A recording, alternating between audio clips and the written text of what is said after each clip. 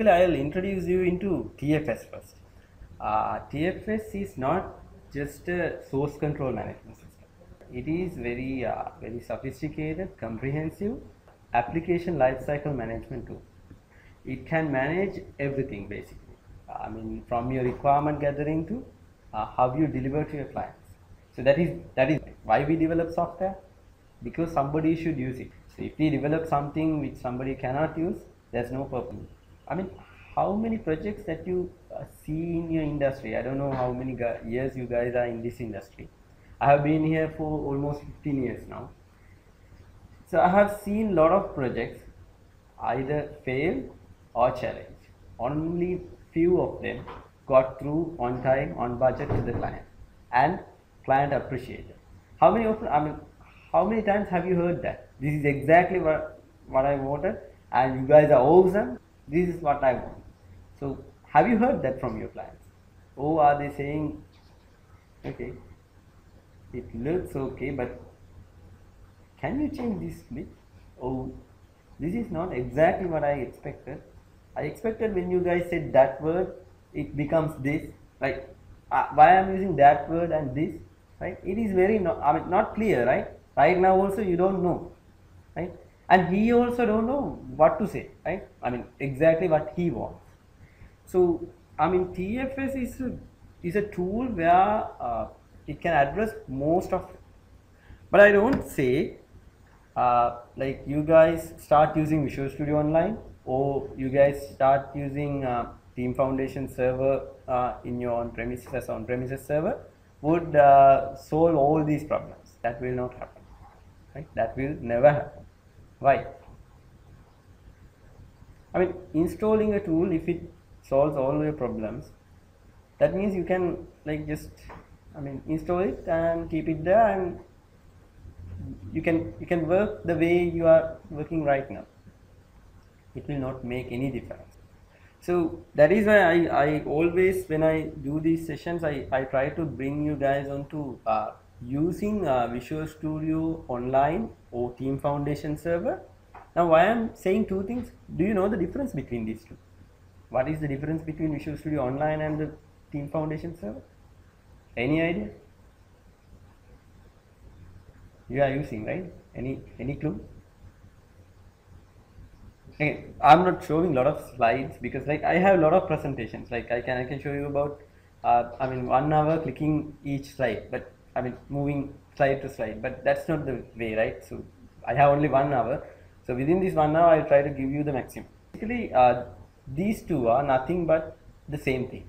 Only difference is, as Vela said, there is a difference of how we manage it.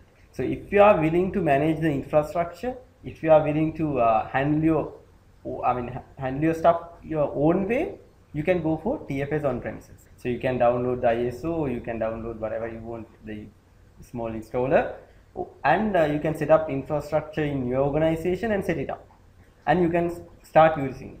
Or you can go for Microsoft account, and you can purchase Visual Studio Online access.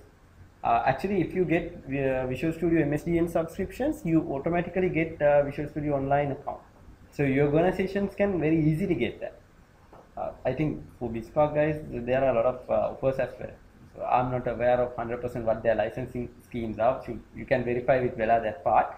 But the advantage of having Visual Studio Online would be you don't have to manage anything, and you don't have to worry about how to install or set up servers or administer it. You just use it as a service. So they provide it as a service, so you just use it as a service, and you can manage your code base, you can manage your work, basically whatever you do. Whatever you do means if you try to manage your meetings and all those stuff in that, I don't agree with that. Whatever you do as development stuff, whatever you do as testing stuff, all these can be managed. So I'll take you through few slides just to explain you and give you an overview, and then go on to Visual Studio Online, and we will do some practical, just creating a project and just create some, I will create very simple code because I am not here to teach you how to do coding.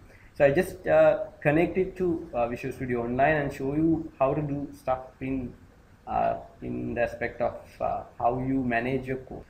against the work you do. Because like if you just manage your code, it doesn't matter, right? You can just go for something open source, right, and manage your code, right?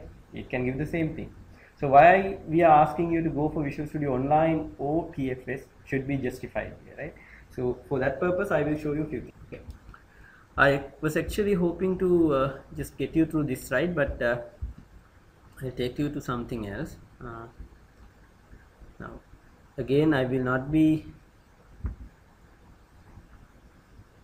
running through everything here because this is again having, I think, 29 slides. If I go through everything, I need at least 2-3 hours to talk about this topic. So I'm not going to do that, right? So I will basically skip so many things. Now I already told you why we are using these things. So you know, right? You already know, right? If you are in the industry for 1 year, you know what is the problem, right? You have a lot of problems, right? Your customers complain always. This is not what I required. This is, and how many often you hear, right? Have you got any products that are running live on customers? Anybody? You have. Okay. Is it having a database and some kind of thing, or any database involvement? Yeah. Okay. So is it a website? So sort of a Okay, right, fine. Do you use stored procedures? I'm just asking few questions. Okay, you use stored procedures. Okay. So when you do a deployment and he's starting using that, now he's fine. Now next time when you do the deployment or change to your product, how many times you found that you are missing one SP and running back to office and okay, bringing it from some kind of developer's machine? You don't know, right? You have few developers and you have to pick, okay, this one has developed this SP, so my version is incorrect, so you taking it and putting it back in the production. So that's, I don't know how many times I have done. All the people, for us being development teams or software development teams, it's a minor issue. Why? You just go and fix. Sometimes maybe instead of greater than or equal, you have put equal in a stored procedure, a where condition, right? It's a minor fix. But about the impact, what about the impact? In year 2003, we have developed a retail banking system for a local client. We have run a month end without one stored procedure change like that was missing. That's why I take this example. Just greater than sign was missing. Like greater than was, instead of greater than was or equal, it was used like equal. For customer interest calculation, what it has done is, it has paid lot of interest to customers unnecessarily. I don't remember exactly greater than or less than, but something like that. Very small change. The cost was about 30 million rupees unnecessarily credited to client accounts. It can be 2 rupees for one client. So he just ignore, right?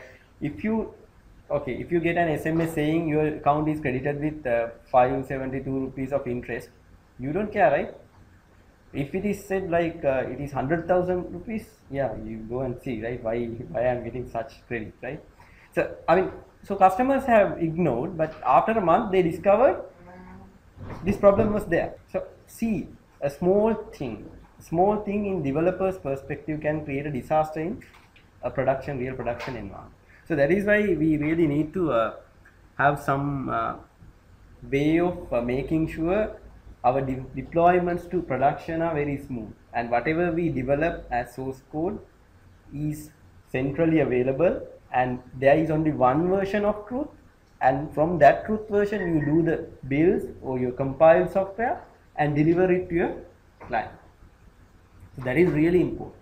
So you should have only one version of truth, not so many versions of truth in different developer machines, right? That is the base of having a central source control repository. Then you should make sure you are building your software out of that central one source of truth and take it to the client.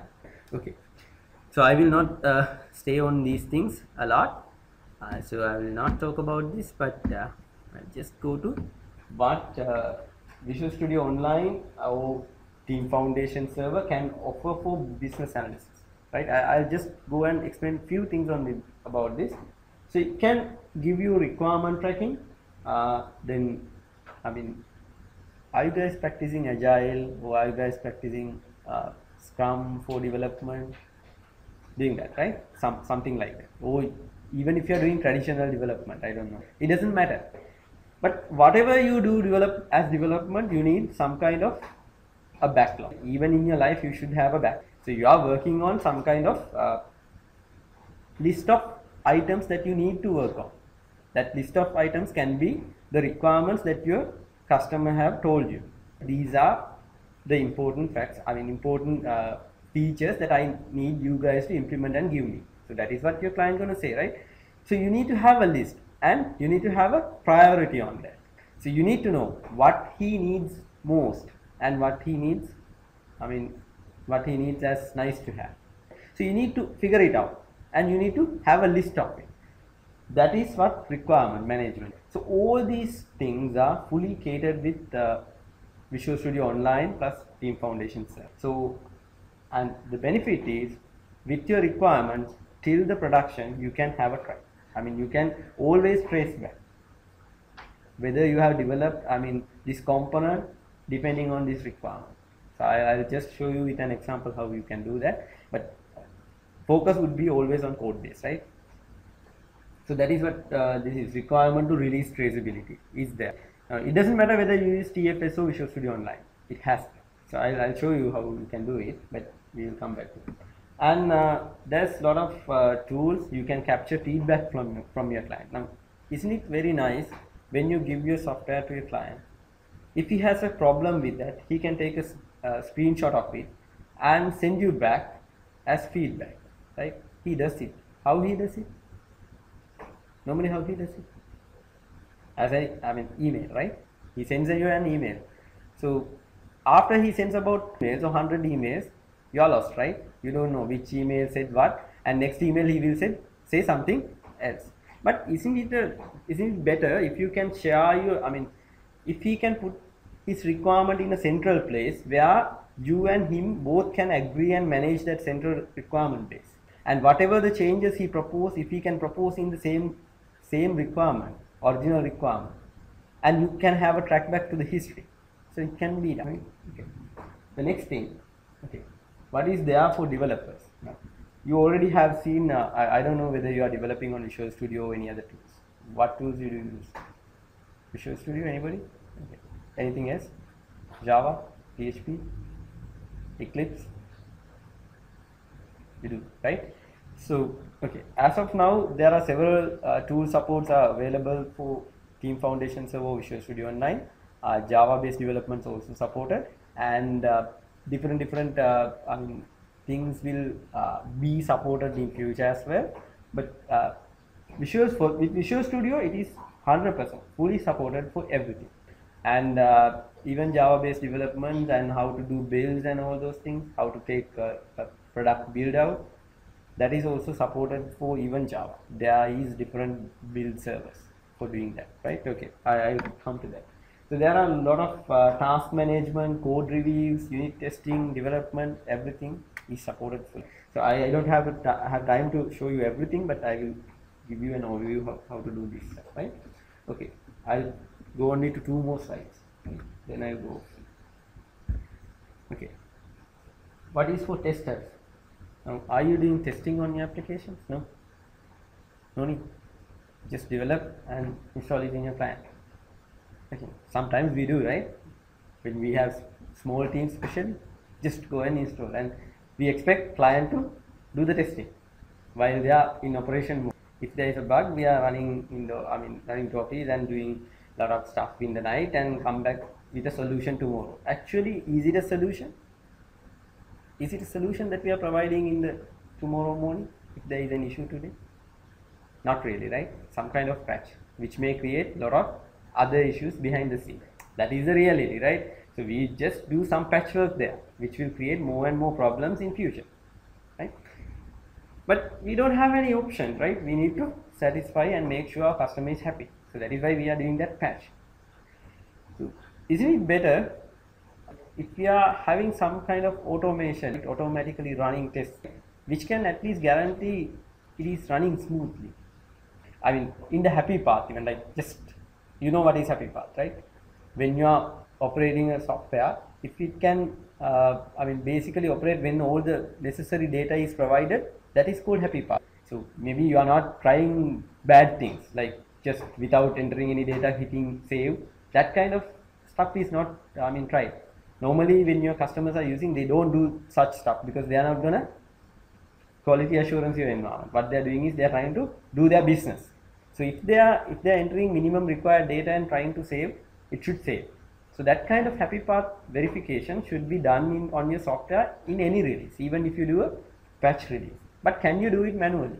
If it is huge, application is huge, can you do it manually? No. You should have some kind of automation. So this set of tools with Visual Studio Online or with Visual Team Foundation Server has lot of tools which provides lot of possibilities to do your test automation.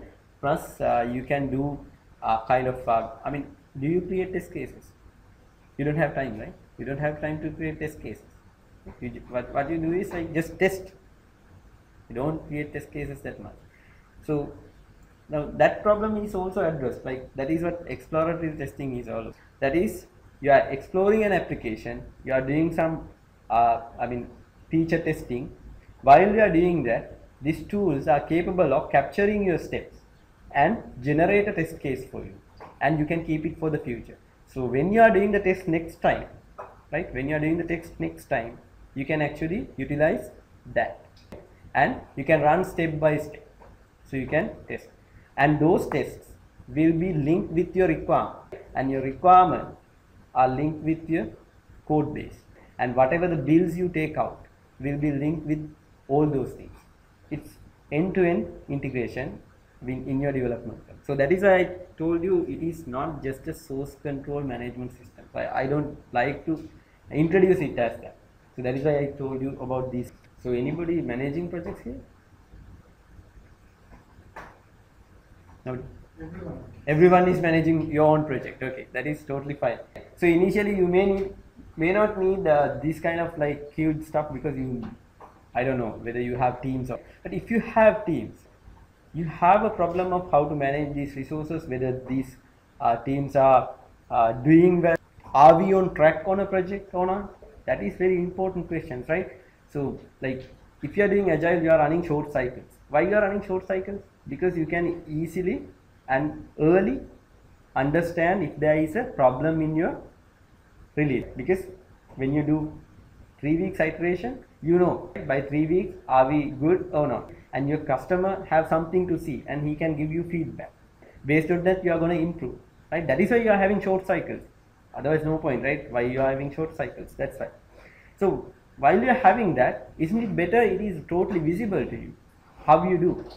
So that is also fully available with several tools, right? I'm not going to explain each and every tool, but this is just an overview, right? So it is fully comprehensive set of tools which can cater for your entire life cycle.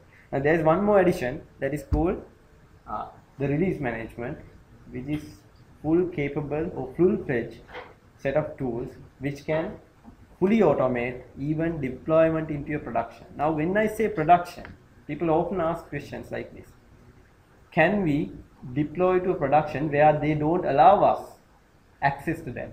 And your customer will not give you access to their servers as RDP. You can go to their office and go into their machine and do work, or server and do work, but they will not allow you to RDP access, right? Or online access to their server. So can you do deployments in such a scenario as automated? Yes, you can. How you can do that? Because this Visual Studio Release Management Server is capable of like exposing it as a deployable package where there will be an agent which you can ask your client to install, which this agent will be actually sending a heartbeat request to the server, and by that this server is identifying an agent is available. So he is making the stuff, making your package available to the agents. So agent can then download and install that stuff. So it is not that you are accessing their server and installing it. You are just exposing your deployment package as a available package. Just the agent automatically downloads and installs. So that way things are fully automated. So this is like a, I mean, dream come true, right? Actually, this has been implemented, like in my company it is implemented in certain products. It is really working. It has really paid off us, I mean, a lot of things, and it can even install and then run a set of smoke tests there. It's really nice. So that is why I don't want you guys to treat this as only a code based management. It has a lot of features. Okay, then we can go and see this stuff and how we manage code with this, right? I'll just create a new project and quickly do this. Okay.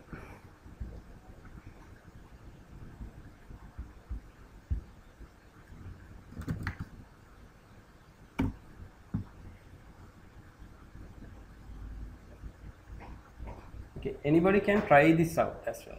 Now, you know, right? Anyone can try this out, and they provide the basic license as well, free, right? Totally free. So you can use most of the functionality for free, right? And there are specific things that you can't use, but because if you are not paying, you can't use. But if you have MSDN subscription, everything is available. So this is just Visual Studio Online Home, right? So you can create your own name and create your account. So once you create, you can create something called a team project, right? Now this team project, we will create one for you. Okay, I'll just say Timo MSFT or something, right? I think I don't have something like that. Okay, then you have these software development practices available as default, that is Agile and Microsoft Visual Studio Scrum, that is for Scrum based development, and CMMA based is for traditional type of project development. So you can do that, and what I will be, okay, I will be using this one. So it's up to you, right? And I'll show you the difference between these things, don't worry. Then you have a source control. Now this is just a tiny part of it. As source control you have two options. One is JIT, one is you can go with Team Foundation version control. Okay, I'll pick Team Foundation version control because it is much faster working with this one right now, because I have a very slow internet speed with my phone. But JIT also can do the same things, right? Okay, so you guys are familiar with, so we'll see how TFS version control is, so you can compare. And when you create your own Visual Studio Online account, you can actually create different team projects with these two, and you can try it out. What are differences, how you can work, and all those stuff, right? Okay. So I'll ask you to create a project. It will take few seconds.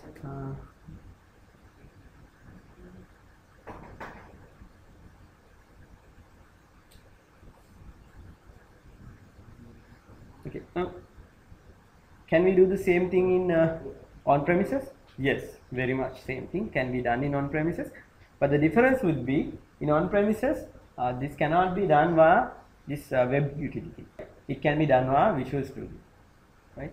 When you create a team project in on-premises TFS server, you should do it with Visual Studio, but there is no difference.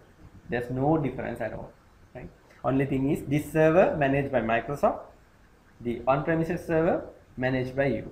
There are slight feature differences because this gets deployed every 3 weeks by Microsoft, but the other one is getting new versions each 3 months. That is quarterly they are giving new updates.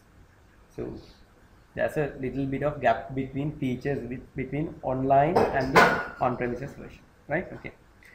So let's go to the project. So I'm not going to explain a lot of things here, but you can manage your work, you can manage your code, you can manage your builds, you can manage tests. So you can straight away see what you can do. Our focus is here, but without this, doing this is pointless. Without having work to do, doing code management is pointless. So that is why I'm going to show you how to manage your work first quickly. So if you have questions, interrupt me and ask, and then we will go to code and try to do that, and if you have time we will try to do a build as well and see, right? Okay. Work. So you have to imagine some work, right? We don't have work now defined, right? We think about a calculator or something, very basic application implementation, because it is not the important thing here, right? So we will just think about a calculator level, right? Okay. So I'll call it, okay, we call it calculator. I'm not gonna use standard practice of writing user stories. So you can learn that stuff when you go into agile training or something, or if you guys are already doing, you know how exactly to write. Right. For the purpose of demo, I'll just type something. So the feature that I'm going to develop is calculate. Okay. So I'm going to add this. So this is my backlog, right? This is what I'm going to develop.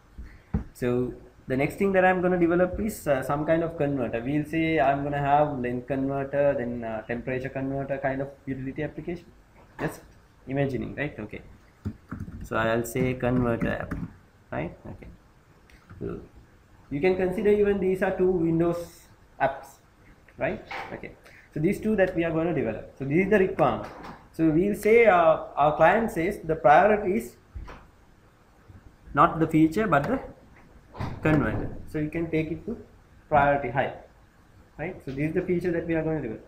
Now to develop the converter, I need different converters. So that can come as real work that we need to do, the backlog. Now those can come under user stories. Actually, you can have 5 levels of categories here.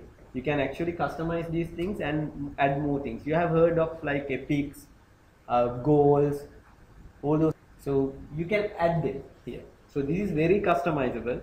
So I mean, there is a techniques to do customization. I'm not going to explain because it takes a lot of time to explain customization how to do. But this is totally based on XML based template. So you can actually customize almost everything. Right? There are certain limitations because the structure should be maintained. Other than that, all this can be customized. So TFS is a tool where you can customize your, actually model your work, right? How you work can be modeled with TFS. So I'll just create stories. So for the converter, now again these are called, now you can see there's features, there are stories, right? These are called work items. Now what are work items? Work items are work that we do. You can identify work item as any work that we do for the development of the project, right, or product. So that is work item. So the converter is a feature that we need to work on and develop. To have the converter app up and running, we need to have few converters implemented. We can say length converter, temperature converter, maybe weight converter, like that. You can imagine. So I'll say as implementation, I need to create a child user story. Why child user story? Because this feature will be 100% done only when all the other things are implemented. So it should be a child relationship. So there are standards of how you manage these relationships. I'm not going to explain everything because I don't have that much time. You can learn, right? You can go and find and learn online. There's a lot of articles, blogs available on these things.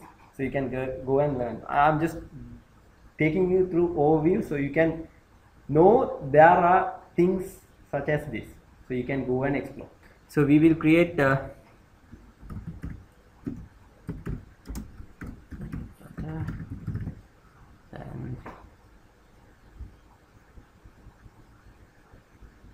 just okay, you know something called story points in your agile or scrum development, right? Story points, or how you measure relatively, right? Relative sizing, you know that concept, right? No idea. If you are practicing agile, you know what is relative size. And that is basically like this. Now if I ask you to say the height and the width of this, can you say exactly? No way to say exactly. But if I say this is 1 unit, how many units of this is this? That is about 4, right? Around 4. So that you can say, that is just basically relative sizing, right?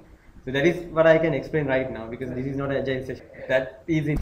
So you should relatively size these things what you do. Why? Because this tool is really capable of providing you lot of information if you do it right. It can give you the information about your velocity, how you do for each sprint. That kind of information can be obtained from this as reports, and it has very nice visual dashboards. I'll show you. I'll just put 2 and save here. Okay, so I'm not gonna do a lot of things here, right? What I will go do is I'm going to jump into another project that I have already created for a demo and just show you how it is once everything is up and running. Open link in new tab, right? I have just created one here, right? Okay. Now I'll go into this one. Right. Okay. Now this is something like this. So you can straight away see the information available, right? You can see something bad is happening. That is why it is red. The team has capacity of 20 hours, 14 hours, and they are assigned with work of 20 hours. So that those things can be straight away seen, right? And you can see there are a lot of work that needs to be done.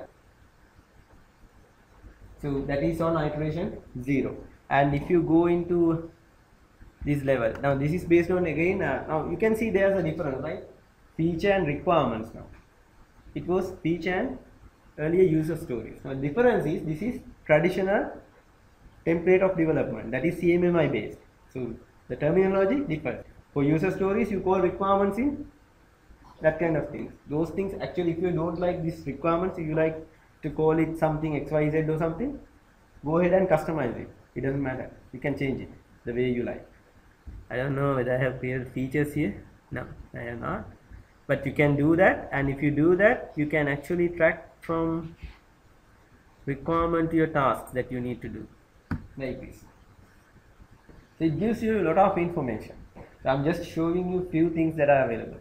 And for an iteration, so I'm using existing project because if I try to create everything for you guys, it will take a lot of time. So you can set up the capacity of the team. So only one member. So if you add multiple members to the team, that so certain elements of project management also can be yeah, yeah, and you can see there is a burn down, but not burning anything, right? So we can try out something like this. We'll say we are in the middle of the iteration, right? So what I can do is in the board. Now you are using agile boards, right? You are using using your wall of the office, and then you are pasting stickers and doing the same thing.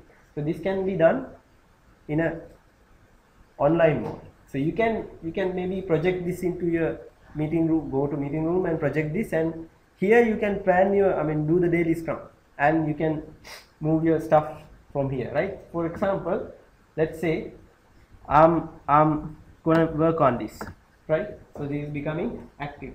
You just drag and drop, and once I'm done with it, I can move it to resolved, and I can say no more time remaining. Okay. So you can straight away see that burn down gets updated, right? It is effective, and it gives you very early picture where are you heading. And this has a lot of online version has this sort of information only. As dashboard, there are a lot of things provided. But if you use on-premises version, there is SSRS based. What is SSRS?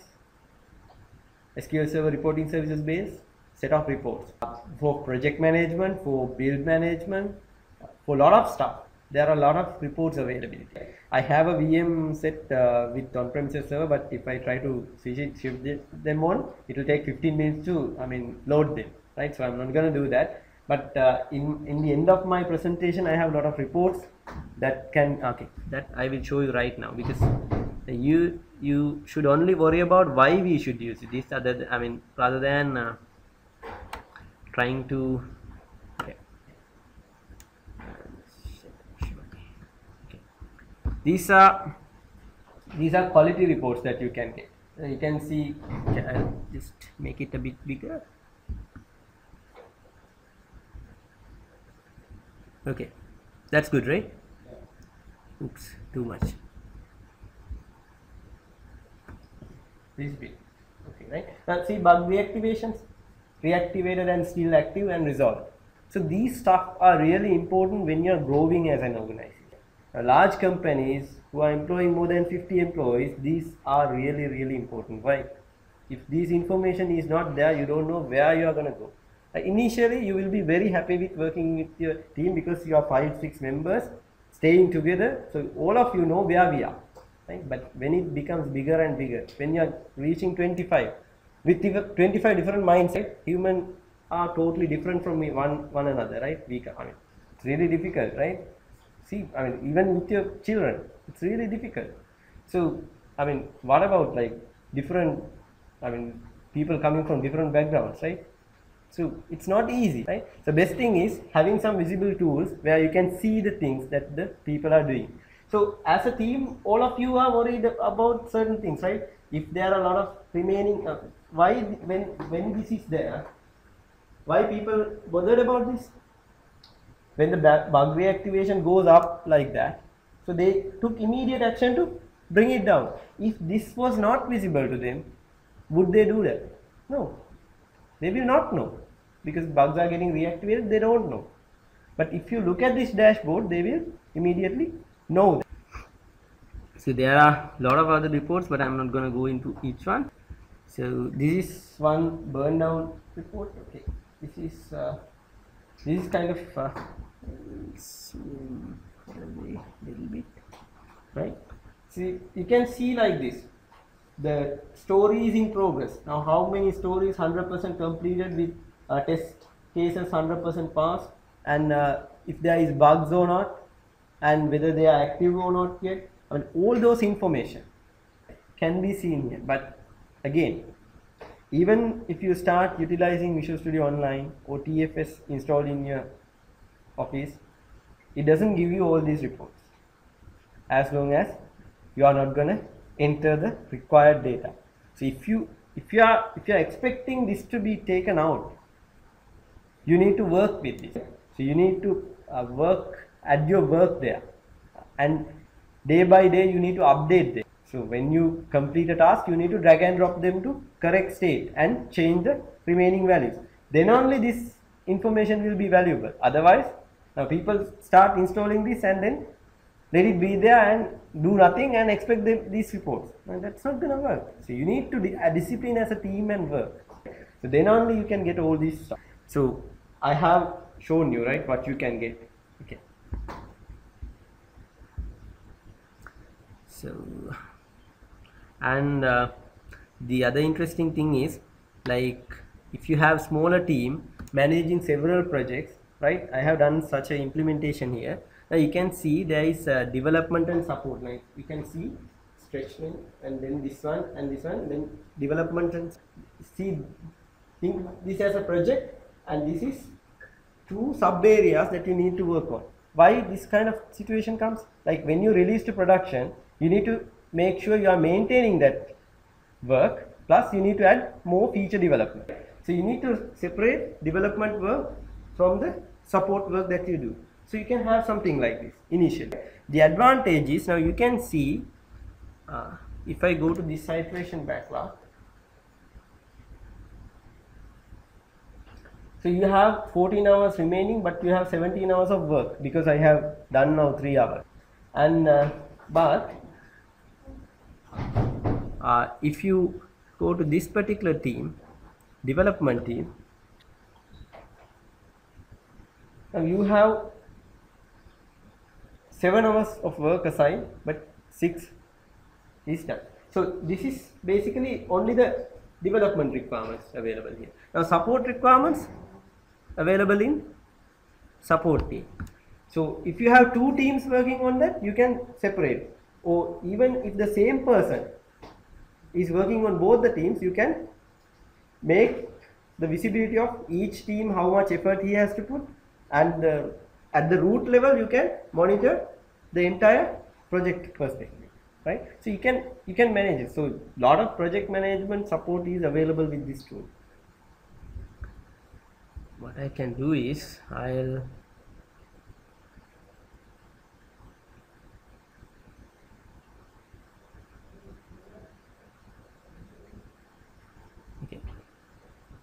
it's nice that I don't have any code here, right? So I'll show you how to do some code development. Before that, I'll show you one more feature which is really interesting.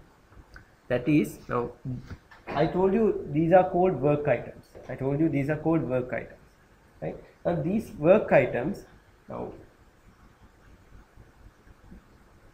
is it, I mean, possible to view them as charts and visual effects? Like you have seen default available ones, but there are more that you can create.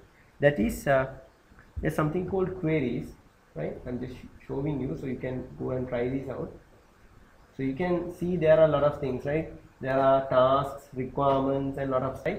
We'll say you take requirements. We'll write a new query. So you can, I'll write it as a shared query. Again, this is not very difficult to write query. I'll show you. It's very simple. I'll say all req or something.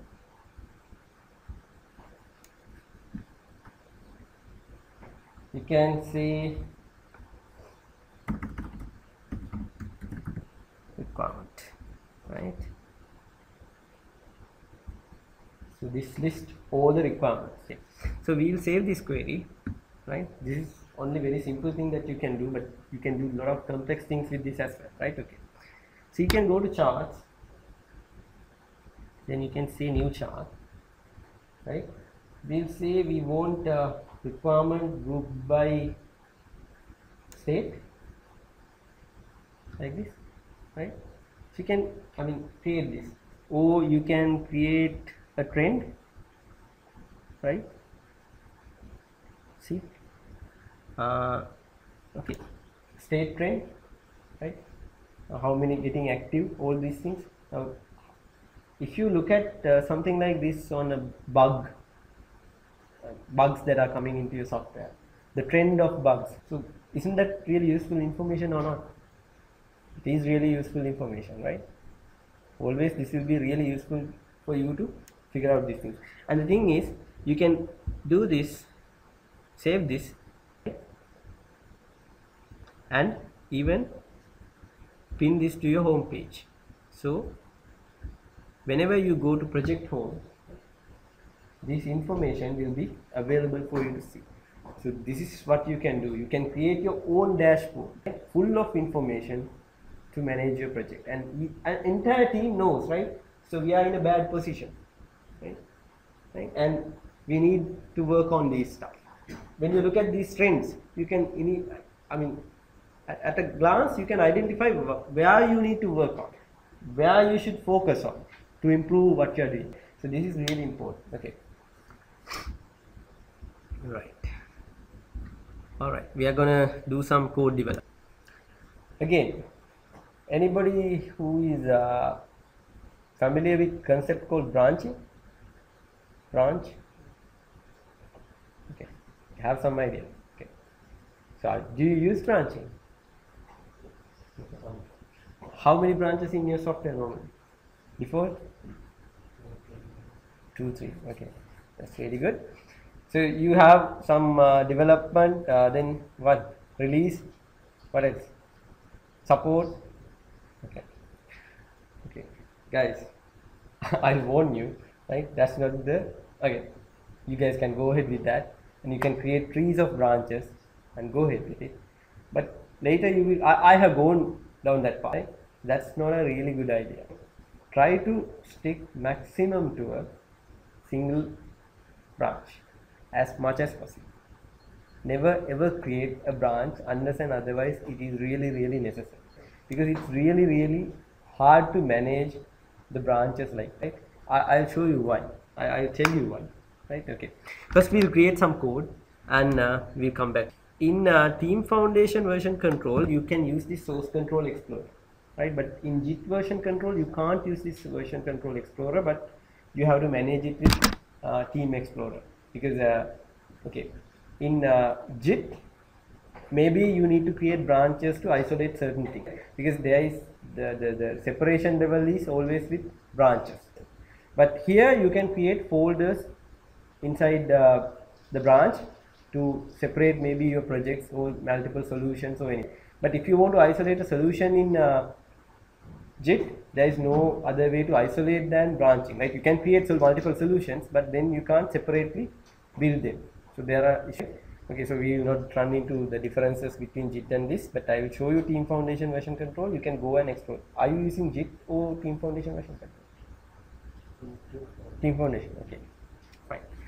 Okay, so first thing is, whenever you are doing local hard drive mapping, you should make sure you are mapping it to where? A single folder in your hard drive, the entire root level, right? Do not map one project into C drive, the other project into D drive, and make a mess of your hard drive, because it's not nice and it's not neat, it's not organized. Most people do that and then later can't find, and they often go to that particular folder and open the project, and they sometimes, okay, when they are working, they think, okay, I should take a copy of this as a backup and create some folder and create another copy of it. Then next day he goes and open that and work on that, right? So there's no version of truth, right? So you work here, work there, so many places. Don't do such stuff. Always map it at the root level, right? Map it at the root level, so you have all your projects in a single level, right? Now there's a concept called project collections in Team Foundation server, but Visual Studio Online you can only get one collection as of now, right? Called default collection. So since our topic is focused on Visual Studio Online, so you can have a single folder and have multiple projects that you are working on, and make sure this is a root folder in your machine, right? And map it to all, I mean automatically it will map recursively, right? The advantage is, now if I want to work on this particular project, now you can see it is not applicable right now, but if I create a folder here to have my source code, you can see it becomes clickable automatically, right? I don't have to worry about paths anymore, right? It's nicely organized. Okay, so I can say main, right? Okay, so this is how I add just a folder, right? So you can later think about converting this into a branch. You don't have to create a branch initially. You can just work on whatever you do here. So why I am saying only have one single branch, I will explain in few minutes using a slide, right? Okay, right, we will just create a project here. Again, how are you guys going to create projects in Visual Studio? If you're doing through Visual Studio, just say I want a console application here. What should I do? Just say new project and create a console application, right? Is that a good idea? Or is it a bad idea? So I have console application, right? So I can click on this and create a console application. So what's the problem with this? Okay, I can change the path as well. So even if I change the path, what is the problem with this? Now, if I need to add more libraries here, where am I going to add them? Again, it is not organized, right? So always, whenever you are starting a project, maybe you need multiple solutions, that is okay, but at least one solution. Make sure at least you have one blank solution created first, right? Okay, we'll create solution 1. Now I'm not giving proper names, but you should actually give proper names, right? Okay, see, first time I need to map it properly, right? Okay, then I'm gonna create a solution 1, right? So whatever the projects that I add from here onwards, it will be added to that particular solution folder, so it's all together, right? Not here and there in your machines. So if you just create a project directly from there, what will happen? It will actually create the solution in your documents folder. So later when you want to copy it to somewhere else, just for something, you need to run here and there to find the files, right? And you are not capable to, format, normally you keep your source code in a D drive or something, right? So why you are doing that? In case if you need to format and install OS again, you can do it in the C drive without worrying about your D drive format getting formatted, right? So that can be done. That is basic things, right? So your solution files will be in documents, so those will be lost, right? If you create it in default way. So don't do that. Do it in a proper way always, right? And when you want to open solutions, normally people go to the Windows Explorer and do open, right? Don't open it from there. Always make sure you open it from here. So you open the real version of truth here because you are opening it from the server. Here this is source control explorer of the server, right? So you are double clicking here means you are opening it from the server. Done. Full time out. 5 minutes. Okay, 5 minutes time. Sure. So I'll try to create a solution and try to show you. Have you seen TFS builds? No? Okay. I'll quickly do this and try to show you a build and give you some information, then I'll we'll quickly do this. So I told you, right, this is a huge topic. I can't cover it like this. If I only explain you the source control, yeah, I can do something, but without telling you the previous things that I told you, showing you this source control would not be really useful, right? Okay. Right. So we have opened the solution here, right? So and we are going to add a new project. I'll just add a console application.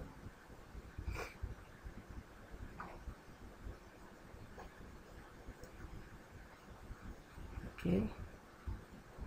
So again, I'm not gonna name it properly. Now you can see automatically the path is setting correctly, right? So I don't want to worry about that, right? Okay.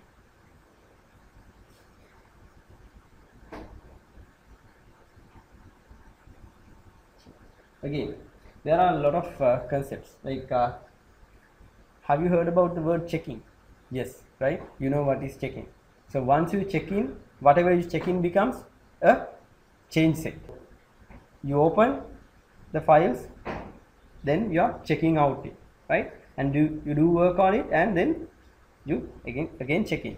In JIT terms, you are committing, right, and syncing. So that is JIT terms, right? So both are possible. So there are other things when you are using Team Foundation version control, that is called, okay, we'll say you have done some work halfway and you are at the end of the day, you want to, you can't commit it. Why? You are going to fail the entire project if you check it. But you are not sure about your machine, right? So you want to make sure this is saved. So is there a way to make sure this is available even if your machine blows out or something, but it is safe but not committed to the central repository? Is there a possibility? Yes. Have you heard about something called shell? No, right? There is something called shell, right? So you write it down and go and explore what is that. I will not have time to show you, but there is an option to shell and unshell, SHELVE. So shelving means it will be saved into the Team Foundation server but will not be committed to your central source code. Those shell sets, those are called, now earlier we called them change sets. Now these are called shell sets. These shell sets can be downloaded if you need it. Anybody else also can download. So your machine is gone, so someone else's machine can download it from the server. So that is the advantage. So there is another functionality called resume and suspend and resume. Suspend and resume work. Suspending and resume work with Visual Studio was available from 2012 version, but nobody knows that is there. It is almost 2 years now, right? More than 2 years, I think. Right? But this feature is available. This is used when you are actually working on a project. We'll say you have done a lot of code editing, but your manager comes and tells you, no, this is, you have to hold right now and fix that bug immediately and give it. Now you have few options, right? You can undo whatever you do and make a copy and undo, right? Make a copy or backup and undo, right? And give source code out. I mean, do the change and give out, and then manually take that code back in here. That is one option. But this has the capability of simply say in Visual Studio, okay, we'll just check in this project. right? I'll show you. Okay,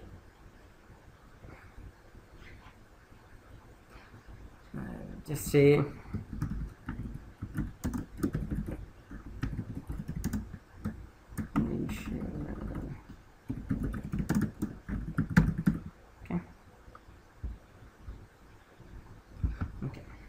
initial solution created, right? Just new solution is created, right? So you should actually use proper comments, because you can actually generate a release note out of these things, right? That is possible, right? That is why I'm worried about comments, right? Okay, now since we have created a solution, I'll quickly create a build and show you, so you can know how to create a build. Okay, builds, there are a lot of build options I'm not going to talk about, so you can go and read about continuous integration builds. There are release mode builds, nightly builds, rolling builds. There are a lot of options, right? So I'll just go and create a new build definition.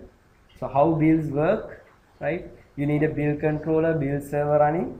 Now with Visual Studio Online, you are provided with a hosted build controller which is capable of building any Visual Studio project, right? But if you need specific builds such as SharePoint and CRM and all those stuff, you need to have your own build server set up, and your own build servers can configure with Visual Studio Online or with your Visual Studio on-premises server, I mean TFS on-premises server. That is possible.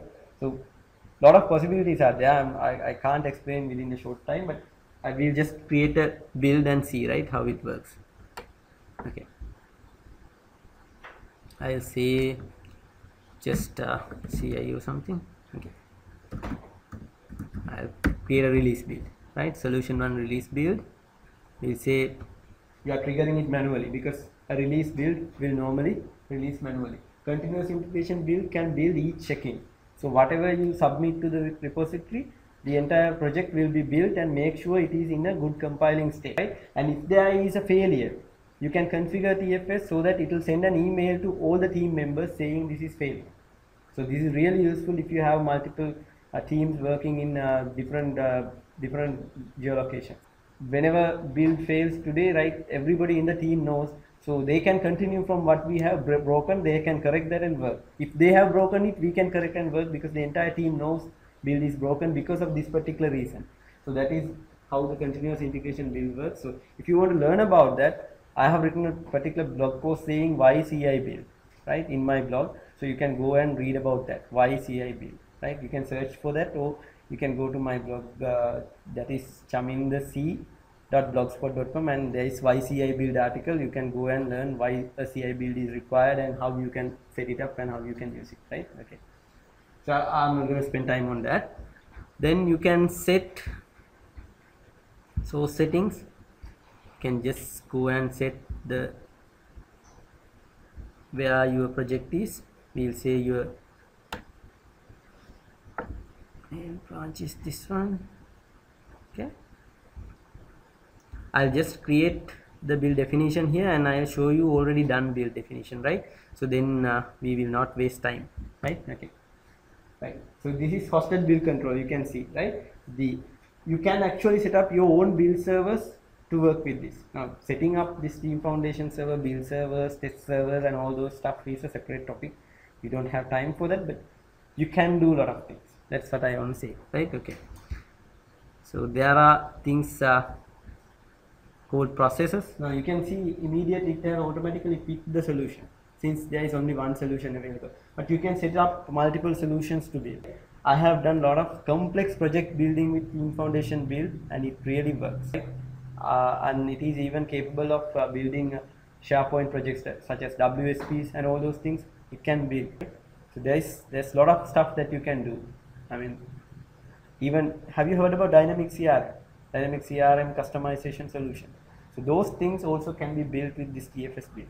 So you need to do some customizations, but you can. So this is how you create build definition, but I will connect to another project and show you immediately how a build really works, right? So that is, since it is really useful. And when you are checking in, okay, I will show you already checked in source code. Then Okay, in the source control you can weave your history, you know that, right? You can weave your history. Now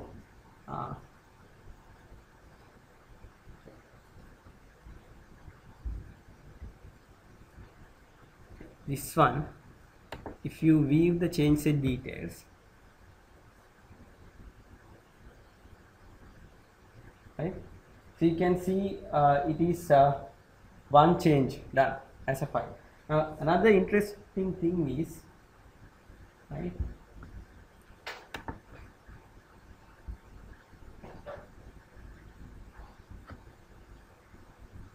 you can see there is one file change and related work item is developer custom login. That task is associated. Right?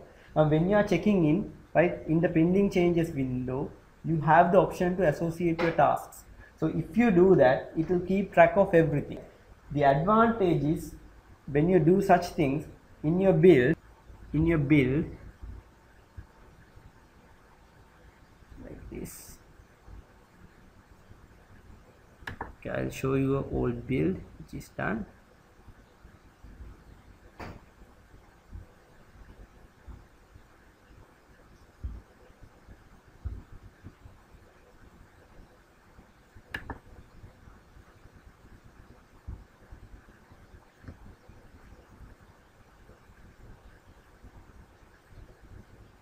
Okay.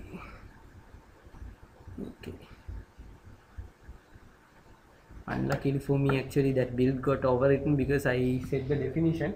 So what we can do is, okay, we'll forget about that. But the thing is, like, okay, in the build, okay, what I'll do is I'll show you with a screenshot, right?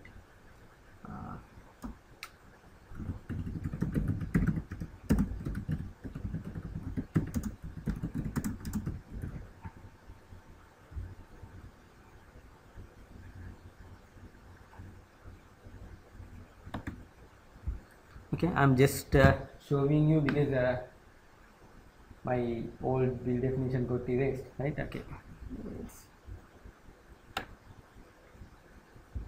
Okay, pictures.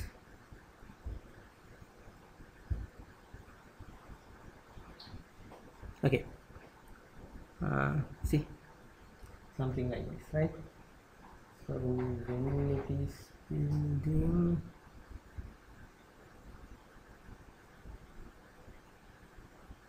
you can see, right, outside this one, right? So you can get all the associated change sets like this, right? I'm just showing from internet because that particular build got overwritten, but normally you can set up to retain indefinitely those builds, right? So that is just a setting up, so you can do that. And if you do that, the builds will remain, like all the history of the builds are available. So your associated change sets, associated work items, everything will, every information, the work items that you have worked with, the requirement is available with the build. So you can even obtain a release note out of it. So that is possible. So I don't have time, right? So I can't show that, right? That's fine, right? Okay. This one is better. You can see, right? Wait a second. See, associated change sets, associated work items. So product backlog item, task, everything will be coming. So you can actually generate a release note out of this build definition. So you can get a release note automatically generated. You need to install community TFS build manager so you can obtain such things. There are a lot of things that you can do. I'll only show you the branching stuff and then we'll end this, right? Only 2 more minutes and I'll be done. Okay. Okay. So normally you would be preferring to do this type of branching, right? So as long as I can run this, it's okay, right? Right, you can see, right?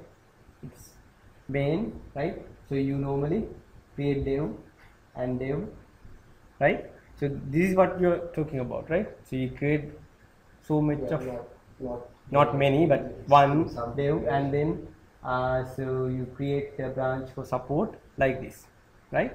So yeah, this is one way of implementing branching, right? So you can go ahead and do this, right? So you can keep keep those branches going on. See, this can be done. Actually, I have tried this. This works. Right? This works as long as your people are really careful. Right? They are careful enough to work on the relevant branch. Then it really perfectly works. But when there are several branches, people sometimes thinking they are checking into this one, checking into this, right? So that creates a lot of problems. So to avoid all those problems, the most simplified model of branching is this, and this is widely tested. Because why I'm saying this is, all of you guys are really preferring Facebook, right? Facebook is the world, right? So in Facebook, their development, they follow this strategy. LinkedIn, they are following this strategy, the simple model, right? That is called trunk based branches, right? So you only branch when you do a release. So you keep on supporting using that branch. You keep on supporting using that branch. So your hot fixes are immediately merged into main, but your feature development work done on Mage. And once you are ready with the next release, you drop this branch and you create a new branch. So your release is already always a branch, so you can always support your client. You are doing a feature development on this. But if you need really specific feature that needs isolated development only, you create that branch and work on that feature. But once you are done with that, you immediately delete that branch. You are not going to keep it. Right? Now in Theme Foundation server, when you delete branches, is it completely destroyed? No, it will be available for you if needed. You can recover. Yeah, start almost right. But you have to make sure whatever your hot fixes you are doing are merged immediately into all the branches that you are having. So this kind of simple branching model will be really useful than having a great complex branching model in a larger project, because you can imagine, right, how many changes coming into Facebook, how many changes coming into LinkedIn. They are catering with this kind of simple trunk, right? It's much easier, and they are doing it as a DevOps operation, right, while developing, and the operations are running, so they don't have any problems. Okay. So make sure it's up and running. Okay, so thank you, right? And sorry about taking a lot of time, but I introduced what is necessary, and there's a lot of parts in other parts like release management. You can go and explore and learn. So I think this is more important than having only. Okay. Great, thank you. Thank you so much, Anish.